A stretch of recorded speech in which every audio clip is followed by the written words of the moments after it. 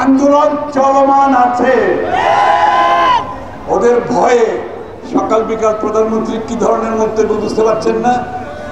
ভয় কাটছে না, কারণ ওরা জানে বাংলাদেশের ৯৫% মানুষ তাদের নির্বাচন বয়কট করেছে, পরবর্তীতে উপজেলা নির্বাচন বয়কট করেছে। তো তারা জানে ওই নির্বাচন করে কোনো লাভ হয়নি, ওই সভা পণ্ড করে কোনো লাভ হয়নি। আবার সভা হবে, আবার মিছিল হবে, আবার লক্ষ্য প্রতিরোধ অপরিহার্য। বাংলাদেশে কোনো বিচার আছে? কোনো বিচার আছে? যেখানে বিচার নাই সেখানে প্রতিবাদ করে লাভ আছে? তাহলে কি করতে হবে? জোরে বলেন, কি করতে হবে? এইবারের ধাক্কা সামলাতে পারবেন না, এই ধাক্কা সামলাতে পারবেন না। বলে চোরের 10 দিন, চোরের 10 দিন, চোরের 10 দিন, সেই দিন চলে এসেছে। যতদিন বেগম খালেদা জিয়ার মুক্তি হবে না, ততদিন গণতন্ত্র মুক্তি পাবে না।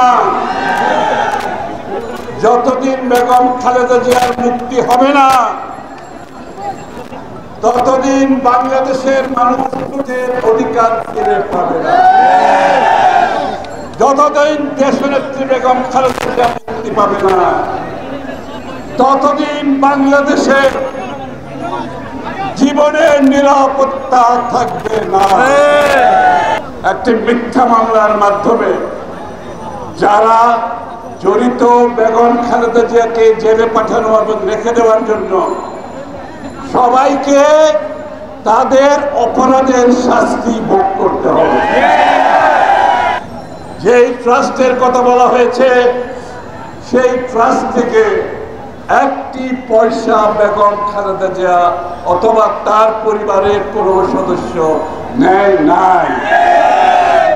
সব টাকা ব্যাংকে জমা আছে, সুদে আসলে 4 গুণ হয়েছে। এখন এই কৃত্রিম আওয়ামী মার্কা যে অর্থনৈতিক মডেল সৃষ্টি করেছে, দেশের মানুষের টাকা লুটপাট করে বিদেশে পাচার করে, ব্যাংক খালি করে দিয়ে, শেয়ার বাজার খালি করে দিয়ে, মেগা প্রজেক্টের নামে লুটপাট করে আজকে বাংলাদেশের অর্থনীতিকে পঙ্গু করে দিয়েছে।